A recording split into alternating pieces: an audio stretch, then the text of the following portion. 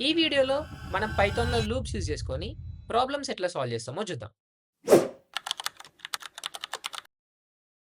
Hello మిత్రులారా! Welcome back to మన Python series. మనం మన ప్రీవియస్ వీడియోలో లూప్స్ కాన్సెప్ట్ చూసినాం గదా! అంటే లూప్స్ ఎక్కడ యూజ్ చేయాలి? అండ్ దాని సింటాక్స్ ఏంది? ఇంకా టైప్స్ ఆఫ్ లూప్స్ ఇవన్నీ మన ప్రీవియస్ వీడియోలో చూసినాం. అండ్ ఈ వీడియో నుండి మనము లూప్స్ యూజ్ చేసుకొని పైథాన్‌లో అసలు ప్రాబ్లమ్స్‌ని ఎట్లా సాల్వ్ చేస్తామో చూద్దాం. ఓకేనా? సో, ఇప్పటివరకి ఇంకా ఎవరైనా మన ప్రీవియస్ వీడియో చూడకుంటే, మన ప్రీవియస్ వీడియో చూసి ఈ వీడియోకి రండి. అప్పుడైతే మీకింకా క్లారిటీ ఉంటది. సో, నేను ప్రాబ్లమ్ సాల్వ్ చేయడానికి ఒక ప్రాక్టీస్ సెట్ అనేది క్రియేట్ చేసిన. ఇందులో డిఫరెంట్ టైప్స్ ఆఫ్ టాపిక్స్ ఉంటాయి. అండ్ ఈచ్ టాపిక్ కింద డిఫరెంట్ ప్రాబ్లమ్స్ ఉంటాయి. మనం ఏం చేద్దామంటే, ఇప్పటి నుండి ఒక్కొక్క వీడియోలో మనం ఒక్కొక్క ప్రాబ్లమ్‌ని సాల్వ్ చేద్దాం. సో, మన ఫస్ట్ క్వెషన్ ఏందంటే, మనము ఒక నంబర్‌ని ఇన్‌పుట్ తీసుకోవాలి. Take a number and count it's digits. అంటే ఫర్ ఎగ్జాంపుల్ ఒక నంబర్ ఉంది. 256 అనేది ఒక నంబర్ అనుకోండి. ఇప్పుడు 256లో ఎన్ని డిజిట్స్ ఉన్నాయి? 2 అనేది ఒక డిజిట్, 5 అండ్ 6 ఇవి 3 డిజిట్స్ కదా! సో, ఈ 3 కౌంట్ అనేది మనకి అవుట్‌పుట్‌లో రావాలి. మనము ఏదైతే నంబర్ ఇన్‌పుట్ ఇచ్చినామో, అప్పుడు అందులో ఎన్ని డిజిట్స్ ఉన్నాయో, ఆ కౌంట్ మనకి అవుట్‌పుట్‌లో రావాలి. ఇది మన క్వెషన్. సో, మనం ఇప్పుడు ఈ క్వెషన్‌ని ఎట్లా సాల్వ్ చేయవచ్చో చూద్దాం. ఫర్ ఎగ్జాంపుల్ 256 అనే నంబర్‌ని మనం ఇన్‌పుట్ లాగా తీసుకున్నామనుకోండి.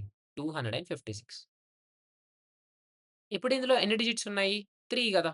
సో, మనకి అవుట్‌పుట్ 3 అని రావాలి. మన ప్రోగ్రామ్‌ని రన్ చేసినప్పుడు. ఓకేనా? సో, ఇప్పుడు మనం దీన్ని ఎట్లా సాల్వ్ చేయొచ్చో చూద్దాం. మనము నార్మల్‌గా మ్యాథ్స్‌లో ఏదైనా ఒక నంబర్ వన్స్ ప్లేస్‌ని యాక్సెస్ చేసుకోవాలంటే మనం ఏం చేస్తాం? సపోజ్ 256 ఉన్నాయి ఇక్కడ. ఇప్పుడు మనము ఈ 6ని యాక్సెస్ చేసుకోవాలి. అంటే మనం ఏం చేస్తాం? ఇప్పుడు 10 తోని డివైడ్ చేసినామనుకో 10. 10 25 ఇక్కడ మనకి 250 వస్తది. And remainder ఎంతొస్తది? 6 వస్తది గదా! సో, ఇక్కడ మనకి 6 అనేది రిమైండర్‌లాగా వచ్చింది. అంటే మనం ఈ నంబర్‌ని యాక్సెస్ చేసుకున్నట్టే కదా! ఇట్లా మనము ఒక నంబర్‌ని యాక్సెస్ చేసుకోవచ్చు. తర్వాత సపోజ్ మళ్ళీ ఈ కోషంట్ ఉంది. 25 ఈ 25ని మనం మళ్ళీ 10 తోని డివైడ్ చేస్తే అప్పుడేమైతది? 10 2 20 అండ్ మనకి రిమైండర్ 5 వస్తది గదా! సో, ఇక్కడ మనము 2 డిజిట్స్‌ని యాక్సెస్ చేసినాం. ఒకటి 6 ఇంకొకటి 5. తర్వాత మనం 2ని గూడా యాక్సెస్ చేయాలంటే అప్పుడు మనం 2ని 10 తోని డివైడ్ చేయాలి. 2 డివైడెడ్ బై 10. సో, ఇప్పుడు 2ని 10 తోని డివైడ్ చేస్తే 10 జీరోసా అండ్ రిమైండర్ 2 వచ్చేస్తది. ఇక్కడ మనం 3 నంబర్స్‌ని యాక్సెస్ చేసుకున్నట్టే గదా! 6, 5 అండ్ 2 మనము ఈ 3 నంబర్స్‌ని యాక్సెస్ చేసుకున్నాం.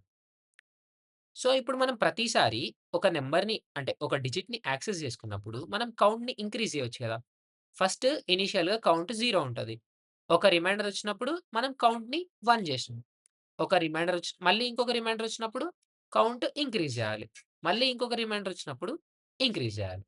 ఇట్లా ఎప్పటి వరకి చేయాలి? ఎప్పుడైతే మన కోషంట్ 0 వస్తదో అప్పటి వరకి మనము ఇదే ప్రాసెస్‌ని రన్ చేయాలి గదా! సో, ఈ ప్రాసెస్ మనకి రిపీటెడ్‌గా జరుగుతుంది.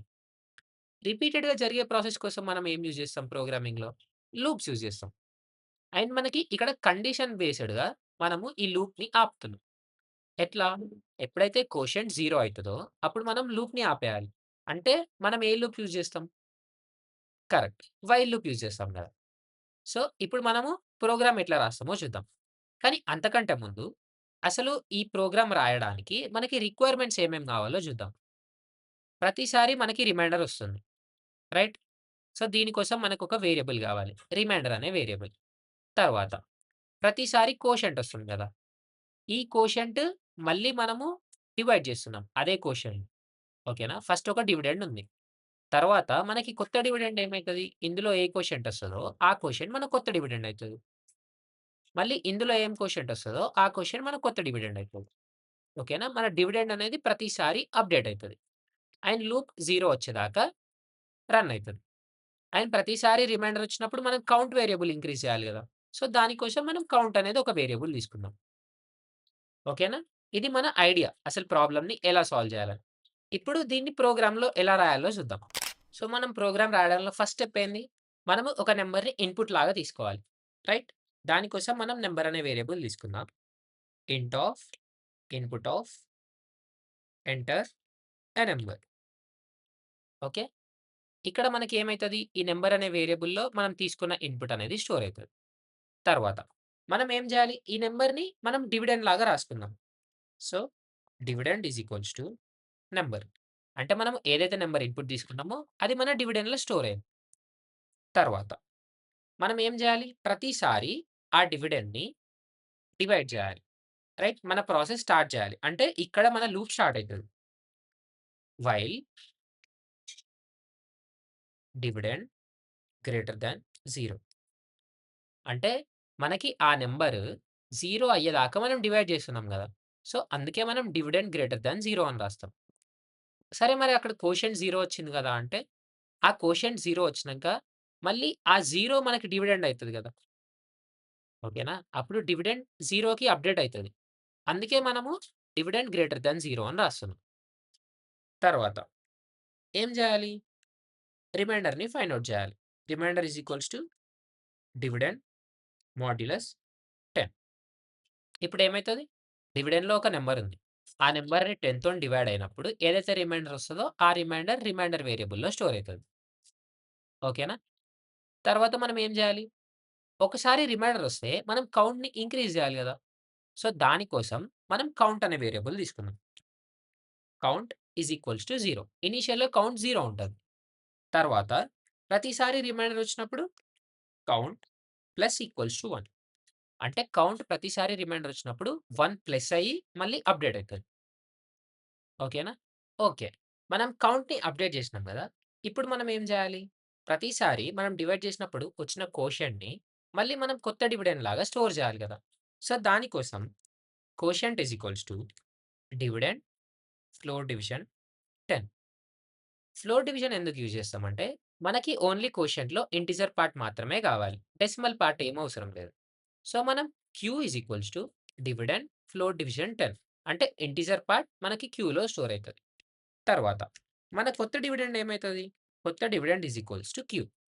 అంటే మన కోషంట్ అనేది మన కొత్త డివిడెండ్ అయితది. ఓకేనా? తర్వాత మనం ఏం జేయాలి? ఈ లూప్ మొత్తం రన్ అయినంక మనము కౌంట్‌ని ప్రింట్ జేయాలి. So, print count. ఓకేనా? ఇది మన program for counting the number of digits. సరే. మనం ప్రోగ్రామ్ రాసినాం గాని అసలు ఇది వర్క్ అయితదో కాదో జూద్దాం. Enter a number. సపోజ్ 256 అనే నంబర్‌ని నేను ఎంటర్ చేస్తున్నా. కౌంట్ 3 అని వచ్చింది గదా! ఇంకొక నంబర్ ఎంటర్ చేద్దాం. 1, 2, 3, 4, 5, 6, 9, 8, 7. ఇందులో ఎన్ని డిజిట్స్ ఉన్నాయి? 9 డిజిట్స్ ఉన్నాయంట. ఓకేనా? మనం ఎంత సింపుల్‌గా ఫైండ్ ఔట్ చేసినాం. సో, ఇది మన program for counting the number of digits. ఓకేనా? నా వీడియో మీరు ఇక్కడి దాకా చూసిర్రంటే, నా ఎక్స్‌ప్లనేషన్ మీకు నచ్చిందని అనుకుంటున్నా. సో, నా ఎక్స్‌ప్లనేషన్ మీకు నచ్చితే ఈ వీడియోకి లైక్ చేయండి. అండ్ మన పైథాన్ పాఠశాలకి సబ్స్క్రైబ్ చేసుకోండి. ఇంకా మనం మన నెక్స్ట్ వీడియోలో మన నెక్స్ట్ ప్రాబ్లమ్స్ చూద్దాం. Until then bye bye. Thank you.